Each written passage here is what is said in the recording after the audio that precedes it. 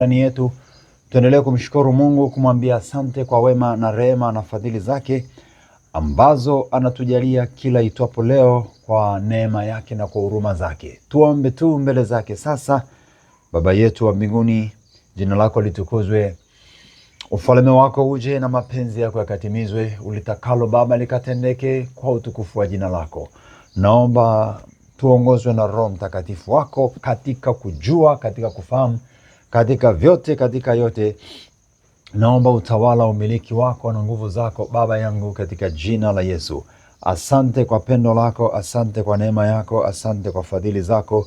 Wewe ni mkuu sana, mtakatifu, mtakatifu, Baba wa utukufu wote, muweza wa yote. Kwa Roho Mtakatifu na kwa damu ya Yesu Kristo, naomba Roho Mtakatifu tufundishe tena, tuongoze tena katika ujumbe huu, kwa jina la Yesu, amina. Barikiwa na ongera kwa saa nzuri, lakini pole kwa changamoto mbalimbali ambazo pengine umeamka nazo au umekuwa nazo kwa muda mrefu. Endelea kuliamini jina la Yesu, endelea omba maarifa, na pia anasema yeye hutupa mlango wa kutoka katika yale majaribu, na sasa upate mlango huo kwa neema yake katika jina la Yesu Kristo. Tuendelee kujifunza juu ya mafuta ya furaha, ujumbe wa neno la Mungu usemao kwa habari ya mafuta ya furaha. Mafuta ya furaha, tukiangalia katika Zaburi ile ya 45 tulisoma jana kwenye Zaburi ile ya 45 na mstari ule wa 7, anatueleza juu ya mafuta ya furaha ambayo Mungu amekusudia kuwapaka wanadamu. Lakini ukienda kwenye Isaya 61 mstari wa 3, anasema tena mafuta ya furaha, watu wapewe mafuta ya furaha badala ya maombolezo, vazi la sifa badala ya roho nzito. Katika jina la Yesu, ondokewa na roho nzito, pata mafuta ya furaha kwa jina la Yesu. Ondokewa na huzuni na maombolezo. Maisha yetu yasiyo ni maombolezo, maisha yetu yasiyo ni huzuni, maisha yetu yawe ni furaha, maisha yetu yawe ni baraka, maisha yetu yawe ushindi kwa jina la Yesu, kwa kuwa ndivyo Bwana Yesu alikusudia alipotujia katika dunia hii. Haleluya sana sana sana sana, na asifiwe Bwana milele yote kwa utukufu wa jina lake na kwa uweza wa jina lake. Aendelee kutukuzwa nafsini mwetu na maishani mwetu siku zote. Haleluya. Mafuta ya furaha ndicho kichwa cha ujumbe wa uchasomo katika wiki hii, vile Roho Mtakatifu atatuongoza, kama ni siku 2-3 ama na zaidi. Nisome Zaburi ya ile ya 23. Haleluya sana, haleluya. Yesu akutie nguvu kwa mafuta yake, kwa mafuta yake matakatifu. Nisome Zaburi ya 23, nianzie na mstari ule wa 5. Anasema hivi: waandaa meza mbele yangu machoni pa watesi wangu, umenipaka mafuta kichwani pangu, na kikombe changu kinafurika. Ameweka neno, au limewekwa hapo neno, kunipaka mafuta kichwani pangu. Na mengine yamefanyika. Anasema habari ya kupita kwenye bonde la uvuli wa mauti, habari ya watesi, habari ya mengi hapo anasema, lakini pia kwamba mbele ya watesi wangu au mbele ya adui zangu Bwana pia ameniandalia meza. Lakini katika kuandalia hiyo meza na mafuta, anasema na mafuta yanahusika. Jana tuliendelea kuona kwamba mafuta yanahusika katika maeneo mengi sana kwenye maisha yetu. Mafuta yanahusika kikawaida na kiroho. Kikawaida katika maisha ya kawaida na katika mazingira ya kiroho, mafuta ni muhimu sana na yanahusika sana sana sana kwa sehemu kubwa. Nisome hapa, anasema hivi: umenipaka mafuta kichwani pangu, na kikombe kinafurika. Kikombe cha furaha. Kuna kikombe cha ghadhabu ya hasira ya Mungu, kuna kikombe cha mateso, lakini hapa ni kikombe cha furaha, kwa sababu ametiwa mafuta na amemwandalia meza mbele ya watesi waliomtesa. Lakini yeye anamwambia furahia, shangilia, hata kama ni watesi. Lakini katika watesi Bwana anamuinulia kushangilia na kufurahia. Jina la Bwana litukuzwe sana. Mungu anamuinulia kufurahia na kushangilia, anamuinulia kushangilia na furaha. Mafuta ya furaha, mafuta mbele ya watesi. Watesi ni watu waonevu, ni watu ambao wana maumivu, wanaleta maumivu.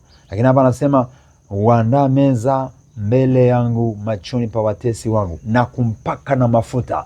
Haya mafuta yanamsaidia kwamba asifadhaike, asiumie, asiteseke, asipate shida, apate nguvu. Mafuta yanaleta nguvu. Mafuta matakatifu, mafuta mabichi, mafuta ya Roho Mtakatifu yanatupa nguvu za kuweza kufanya vita. Kumbuka tunaambiwa katika Waefeso, vita yetu si juu ya damu na nyama, vita yetu ni juu ya falme na mamlaka. Vita yetu ni katika falme na mamlaka. Kuna falme na mamlaka ambazo tunatakiwa kupambana au kupigana, lakini katika ulimwengu wa roho. Jina la Yesu litukuzwe. Kwa hiyo kuna mapambano katika ulimwengu wa roho ambayo tunatakiwa tuwe na mafuta ili tupate furaha, tusipate uchungu na mahangaiko na mateso. Haleluya sana. Zaburi ile ya 109 pia, Zaburi ile ya 109 mstari wa 24 mpaka ule wa 26. Zaburi ya 109, Zaburi ya 109 mstari ule wa 24 na mpaka wa 26 anasema hivi: magoti yangu yamedhoofu kwa kufunga, na mwili wangu umekonda kwa kukosa mafuta. Naanza tena, nimesoma mstari wa 24 hadi wa 26. Mstari wa 25, nami nalikuwa laumu kwao wanionapo kutikisa vichwa vyao. Mstari wa 26, Bwana Mungu wangu, unisaidie, uniokoe sawasawa na fadhili zako. Magoti yangu yamedhoofu kwa kufunga, alafu na mwili wangu umekonda kwa kukosa mafuta.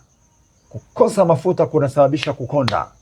Sasa kumbuka, hizi ni habari za kiroho zikieleza upande unaofikiri wa kawaida tu kimwili, na pia sana ni upande wa kiroho au kwa eneo la kiroho, kwamba mwili unaweza ukakonda. Kuna mwili wa roho, kwa sababu tumebadilishwa, tumefanywa kuwa viumbe wapya.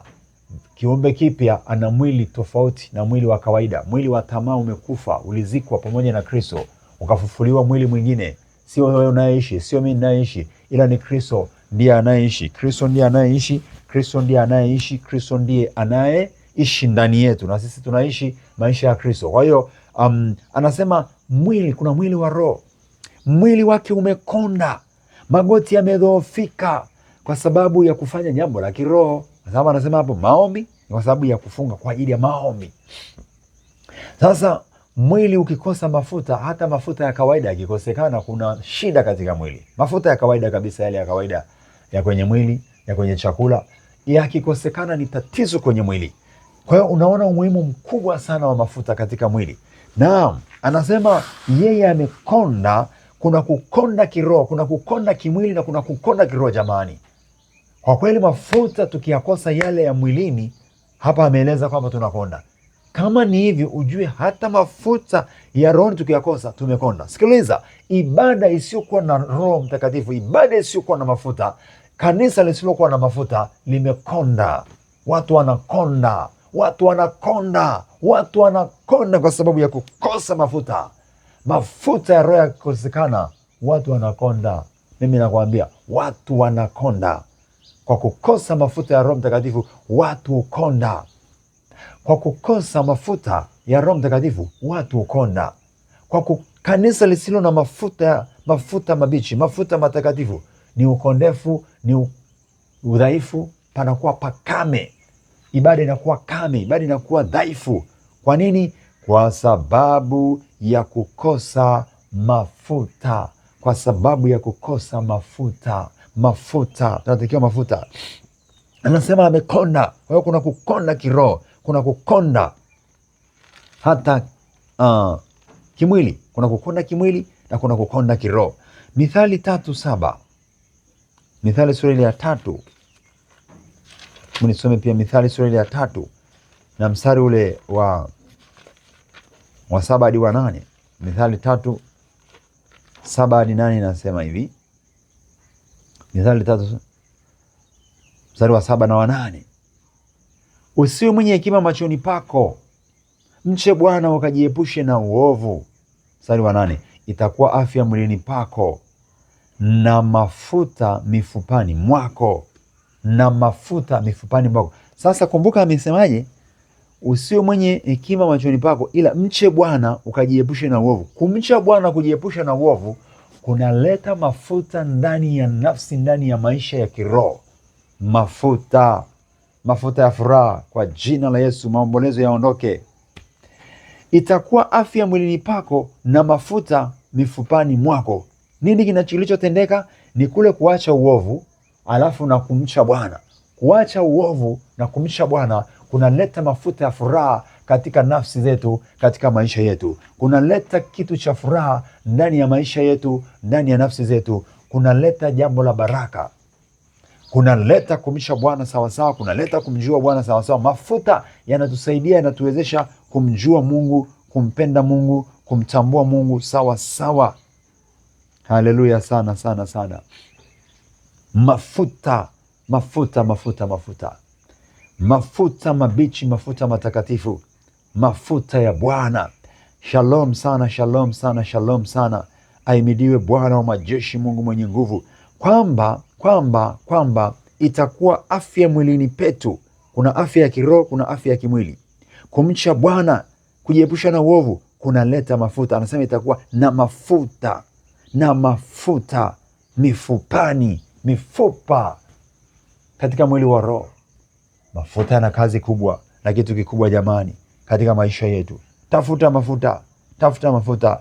Angalia 21, Mithali 21 mstari wa 20. Mithali 21 mstari wa 20. Mithali 21:20 anasema hivi, kuna hazina za thamani. Naam, Mithali 21:20, ndio 21:20 anasema kuna hazina ya thamani na mafuta katika maskani ya mwenye hekima, bali mwanadamu aliye mpumbavu huyameza. Mwanadamu aliye mpumbavu huyameza. Ila kuna hazina ya thamani na mafuta katika maskani ya mwenye haki. Maskani ya mwenye haki na mafuta. Maskani ya mwenye haki ina mafuta. Mwenye haki anaishi kwa imani. Haleluya. Mwenye haki anaishi kwa imani, na kwa sababu anaishi kwa imani, kwake pia yako mafuta ya kuishi kwa imani. Kuishi kwa imani kunahitaji mafuta. Kuishi kwa imani, maisha bila mafuta ni mateso, ni ukame, ni ukavu, ni utupu. Anasema kuna hazina ya thamani na mafuta katika maskani ya mwenye hekima, bali mwanadamu aliye mpumbavu humeza. Hana anachoweza kutunza, yeye ni kujipatia, kujilisha tu mwili, kujilisha mwili. Kwenye Agano Jipya anasema Mungu wao ni tumbo, fahari yao, tukufu wao katika fedheha yao. Kujilisha vya dunia, kujishibisha vya mwili, ni kujishibisha mwili tu, ni kujishibisha mwili tu. Lakini tunatakiwa tuishibishe roho, tuijaze roho. Na ndio anasema nyumbani mwenye haki basi hakui pakavu, pakame, hapawi hivi hivi. Pana haki, pana baraka, pana hazina nzuri, na hiyo hazina nzuri ni pamoja na mafuta ya Roho Mtakatifu. Kwa jina la Yesu, ndio kujazwa mafuta. Yaani niseme hivi labda kwa kufupisha, Roho Mtakatifu akitujaza, tukiendelea kwa naye, tunakuwa wepesi hata kufahamu mambo ya ulimwengu wa roho. Tunakuwa na nguvu za kutenda mambo ya ulimwengu wa roho, mambo ya Mungu. Tunakuwa na uwezo na maarifa na hekima ya kutosha. Tunaweza kushinda katika hali zozote, tutashinda tu. Kwa nini? Kwa sababu tunawezeshwa, tujiwezeshi. Hatuwezi kwa nguvu zetu wenyewe, ila kwa nguvu za Roho tunaweza. Kwa nguvu za Roho tunakwenda. Kwa nguvu ya Roho Mtakatifu yote huwezekana.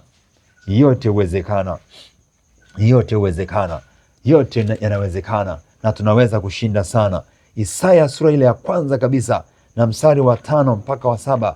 Isaya sura ile ya kwanza kabisa mstari wake ule wa 5 mpaka wa 7. Isaya sura ya kwanza mstari wa 5 mpaka wa 7. Neno maandiko matakatifu yasema, mbona mnataka kupigwa hata sasa, hata mkazidi kuasi? Kichwa chote ni kigonjwa, moyo wote umezimia. Tangu wayo wa mguu hata kichwani hamna uzima ndani yake, bali jeraha na machubuko na vidonda vitokavyo usaha, havikufungwa, havikuzongwazongwa, wala havikulainishwa kwa mafuta, wala havikulainishwa kwa mafuta. Mstari wa 7. Nchi yenu ni ukiwa, miji yenu imeteketezwa kwa moto, nchi yenu wageni wameila mbele ya macho yenu, nayo ni ukiwa, kana kwamba imeangamizwa na wageni, kana kwamba imeangamizwa na wageni. Anasema kuna majeraha, kuna vidonda, kuna maumivu, tangu kichwani mpaka miguuni hakuna uzima. Lakini amesema neno mafuta kwamba havikupakwa mafuta, havikulainishwa kwa mafuta. Mafuta yana kazi ya kulainisha. Amen. Wala havikulainishwa kwa mafuta. Kumbe mafuta yana kazi ya kulainisha. Tunalainishwa mioyo, tunalainishwa hata mwili wa kawaida unapata kuwa laini, kwa sababu ndani kuna mafuta. Huko kwenye mifupa, kwenye nyama, kwenye viungo kuna mafuta. Sasa anasema havikulainishwa. Kwa hiyo kumbe, ili mtu apate kuwa na ulaini katika kumjua Mungu, katika kumtumikia Mungu kwa uwezo, kunahitajika mafuta. Vinginevyo utaona ugumu. Hakuna maombi yanayoweza kufanyika bila maombi. Bila mafuta, maombi yanakuwa magumu, mazito, unaona shida, utajikuta unaona mbona sielewelewi. Ni kwa sababu hakuna mafuta. Mafuta yakija, hauombi dakika 2-3, unazidi kutamani kuendelea kuomba tu, kwa sababu mafuta yapo. Mafuta yakiwepo, panakuwa laini, hakuna msuguano, hakuna ugumu, hakuna usingizi, hakuna kuchoka.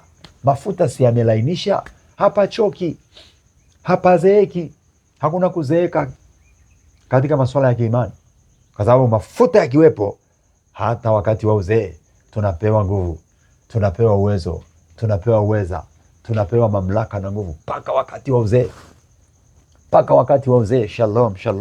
Mpaka wakati wa uzee. Hata wakati wa uzee tuna neema, tunawezeshwa mpaka wakati wa uzee. Mungu wetu ni mwema, naye amejaa neema na wema, amejawa na fadhili na rehema. Yeye ni mwaminifu na mwema, anatujaza wema. Kunahitaji kulainishwa, vidonda vilainishwe, mwili ulainishwe, uwe laini katika kumtumikia Bwana, uwe mwepesi katika kutenda mapenzi ya Mungu. Nataka nimalizie na Isaya sura ile ya 10. Isaya sura ile ya 10 na mstari wake ule wa 26. Isaya 10, 26 hadi 27. Anasema hivi: na Bwana wa majeshi ataamsha mjeledi juu yake, kama vile alivyopiga Midiani, karibu na jabali la Orebu, na fimbo yake itakuwa juu ya bahari, naye ataiinua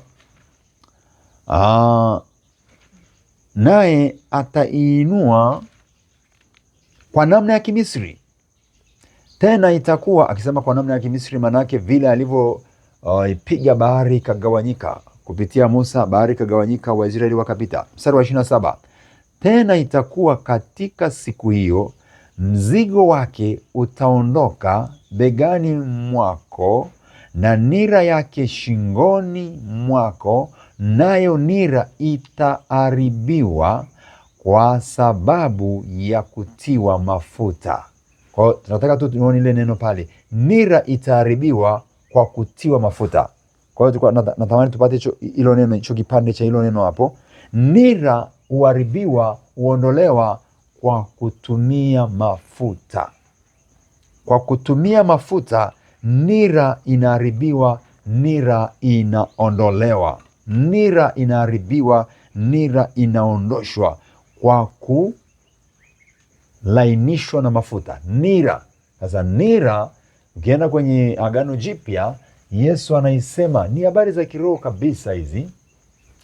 Mathayo 11:28 ukienda, anasema njooni kwangu ninyi nyote msumbukao na wenye kulemewa na mizigo, nami nitawapumzisha. Nami nitawapumzisha. Na hivyo anasema jitieni nira yangu, mstari wa 29, jitieni nira yangu. Mathayo 11:29, jitieni nira yangu, mjifunze kwangu, kwa kuwa mimi ni mpole na mnyenyekevu wa moyo, nanyi mtapata raha nafsini mwenu. Mstari wa 30, kwa maana nira yangu ni laini, kwa maana nira yangu ni laini na mzigo wangu ni mwepesi. Nira ya Bwana Yesu ni laini, tena ni nyepesi. Nini kimelainisha? Ina mafuta. Ina mafuta. Kwa hiyo kwa sababu ina mafuta, basi imekuwa laini, sio ngumu, ila imekuwa laini. Ni laini kwa sababu inayo mafuta. Ina mafuta ambayo imeyalainisha. Kwa sababu ina mafuta, basi ni laini. Nira ya Yesu ni laini. Sasa huku amesema nira italainishwa, itaharibiwa kwa sababu ya mafuta. Hiyo ni nira ya adui. Kuna nira ya adui na kuna nira ya Bwana. Nira ni kishikizio au ni kishikilio kinachoshikilia mtu, shingo yake, maisha yake yanaelekezwa sehemu moja, mbele tu, ni mbele, ni mbele, mpaka yule mwenye nira aliyeiweka nira labda igeuze. Nira ikishikilia, imeshikilia, inampeleka mtu tu, hakuna kutoka. Imemshikilia, imembana. Nira ubana. Nira ushikilia mahali pamoja, hakuna kwenda huku wala huku, ni mstari mmoja. Utumwa, utumwa mbaya, mateso. Sasa mafuta ya furaha yanalainisha nira, nira inakatika. Hapa anasema itaharibiwa, nira inaharibiwa. Alafu ukija kwa Yesu sasa anakwambia anatutia nira yake ambayo ni laini, ambayo yenyewe laini. Kama ni laini, maana yake unaweza ukageuka kote kote. Laini, maana yake laini sikinageuza jamani. Unaweza kugeuka nyuma, unaweza kuangalia upande, ukaangalia, ukaona hatari, ukakimbilia upande wa Yesu, ukajua wapi hatari. Lakini ile iliyo ngumu, kilicho kigumu kimekamata hapo hapo. Hakuna kugeuka, hakuna kuchepuka, hakuna njia nyingine, ni hapo hapo. Lakini kwa Yesu ni laini, hakuna ugumu, hakuna uzito. Sheria yake ni nyepesi, mapenzi yake ni mema, tunashinda na zaidi ya kushinda. Jitieni nira ya Bwana, tujitie nira ya Bwana iliyo laini, yaani tupakwe mafuta ya Bwana ambaye atatupa wepesi wa kutambua mapenzi yake, wa kuyatenda mapenzi yake, wa kukamilisha, wa kuweza kushinda na zaidi ya kushinda. Tujitie nira ya Bwana siku zote za maisha yetu, tuvikwe nira ya Bwana nyakati zote, wakati wote, kwa sababu nira ya Bwana ni laini na mzigo wake ni mwepesi. Na tena nira italainishwa kwa jina la Yesu. Palipo na nira ngumu, sasa tunaingia kwenye maombi kusema hiyo nira ngumu, yani jambo gumu lilokamata. Kuna mtu amekamatwa, ni ulevi, ni ulevi, ni uongo, ni uongo, ni hasira, ni hasira, ni uchungu, ni uchungu. Anatembea na uchungu, na uchungu tu, moyo wake umejaa uchungu, hasira, ghadhabu, ghadhabu. Lakini kwa jina la Yesu wa Nazareti tunayo mafuta ya kulainisha nira, nira, nira, nira ilainike. Mambo hayo magumu yaliyokamata moyo, moyo umekuwa mgumu kusamehe, moyo umekuwa mgumu kusamehe, inatakiwa mafuta ya Roho Mtakatifu ili moyo lainike, upate kuachilia. Watu ni wagumu kusamehe, kuachilia, ni kwa sababu mafuta hayapo. Haya mafuta yakija, mafuta ya Roho Mtakatifu yanalainisha. Mtu analainishwa, moyo unalainika, unakuwa mwepesi kuachilia, mwepesi kusamehe, mwepesi kuachilia, katika jina la Yesu wa Nazareti aliye hai. Nami naomba Baba kwa neema yake sasa aruhusu mafuta yake kwetu, ndani ya mioyo yetu, iwe mioyo hiyo laini, mioyo mepesi. Maisha yetu yawe maisha yaliyo na ulaini wa kuweza kuachilia, kusamehe na kuto kung'ang'ana na uovu na visasi na uchungu na ghadhabu, katika jina la Yesu wa Nazareti aliye hai. Pata mafuta ya Bwana ambayo atakulainisha. Baba, naomba mafuta yako sasa kwa jina lako Yesu. Asante kwa ajili ya neno lako. Asante kwa ajili ya neno lako. asante kwa ajili ya upendo wako, asante kwa ajili ya huruma zako, asante kwa ajili ya fadhili zako, asante kwa ajili ya uaminifu wako. Katika jina la Yesu naomba moyo wa huyu mtu ambaye umekuwa mgumu, moyo wake ukalainishwe. Shingo imekuwa ngumu, shingo ikalainishwe, shingo ikalainishwe. Mafuta yako Bwana ulainisha, mafuta yako Roho Mtakatifu, nguvu zako Roho Mtakatifu ulainisha moyo, ulainisha nafsi, ulainisha mtu, humpa mtu wepesi, humpa mtu wepesi, wepesi wa kutafakari, wepesi wa kufikiri. Kwa jina la Yesu Kristo wa Nazareti naomba nguvu zako mwenye nguvu na uweza wako mwenye uweza, katika jina la Yesu Kristo wa Nazareti ninaziharibu zile nguvu zilizokamata shingo, zilizokamata fikra na fahamu na moyo. Hata mtu amekuwa mgumu kusamehe, amekuwa mgumu kuelewa maandiko matakatifu, amekuwa mgumu kufanya maombi, hiyo nguvu ninaikemea kwa jina la Yesu, ninaiamuru iondoke, itoweke. Ninaziangusha zile falme na mamlaka kwa jina la Yesu wa Nazareti aliye hai. Damu ya Yesu kuponye, mafuta ya Bwana ya kujirie, upate mafuta ya Bwana. Baba, naomba mafuta yako, maisha yetu, hali zetu zisiwe ngumu tena, bali tukawe wepesi katika Bwana.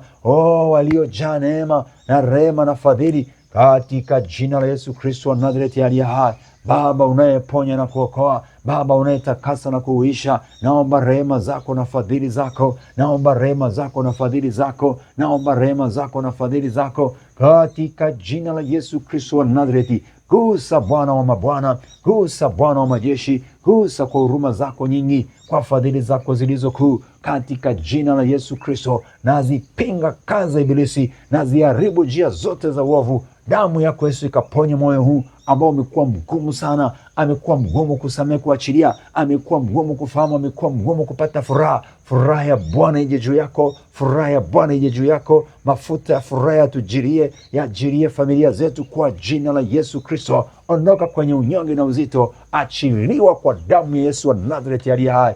Rehema za Bwana na fadhili za Bwana zikujaze. Baba, asante kwa ajili ya damu yako inayotutakasa, asante kwa huruma zako, katika jina la Yesu Kristo. Mafuta yako yaendelee kuwa nasi, yaendelee kuwa na mtoto wako na wateule watu wako, kwa jina la Yesu Kristo. Bwana akushibishe wema na neema. Nenda kwa furaha, nenda kwa amani. Tumikie Yesu, tumikie Yesu. Endelea kupata uponyaji. Magonjwa na majeraha yaliyo moyoni mwako yatoke sasa, yaondoke sasa, yatoweke sasa. Ponywa kwa damu ya Yesu, ponyaji katika jina la Yesu Kristo. Bwana akufadhili na kukurehemu kabisa. Shibisho uweza na nguvu za Yesu Kristo kwa Roho Mtakatifu. Amen, amen. Barikiwa katika jina la Yesu. Basi ni kuombe pia, kumbuka subscribe kama hujafanya hivyo kwenye YouTube channel inayopatikana kwa jina la Eli Mlinzi Mbise. Kumbuka kusubscribe kama hujafanya hivyo. Kumbuka pia kushare na kulike na wengine, kwa utukufu wa Mungu Baba, Yesu Mwokozi wetu. Na nikukumbushe pia kuendelea kutuombea na kushiriki nasi huduma ambayo tunajiandaa, tumekaribia. Basi karibu kushiriki nasi kwa sadaka yako, kwa maombi yako, kwa mali zako, na kwa namna zote inavyowezekana. Karibu sana tushiriki kwa utukufu wa Mungu Baba. Kazi ni ya Bwana Yesu, sio ya mtu, na anayetakiwa kuifanya ni wewe na mimi, ni sisi. Tuifanye kazi ya Yesu. Namba za ushiriki kwa maombi, kwa ushauri, kwa sadaka ni hizo ambazo unaziona hapo chini kwenye simu yako. Utaziona hapo chini kwenye simu yako. Karibu sana na Bwana Yesu akubariki. Namba hizo ni 0787 62 75 91, 0787 62 75 91. Hiyo ni Airtel. Ya Vodacom ni 0762 282 439. Vodacom ni 0762 282 439. Changamkia baraka hizo, changamkia baraka hizo, changamkia baraka hizo, kushiriki kwa sadaka yako kwenye madhabahu ya Bwana tunapopeleka injili vijiji kwa vijiji, tunapohubiri. Ukishiriki kazi ya Mungu, ziko baraka. Usiache kazi ya Yesu, isilale kwa sababu yako. Kazi ya Yesu isikwame kwa sababu wewe hujashiriki. Kuna kushiriki wa namna mbalimbali ambazo tunatakiwa tushiriki, kiwemo na sadaka. Karibu sana na Mungu akubariki katika jina la Yesu. Endelea kuona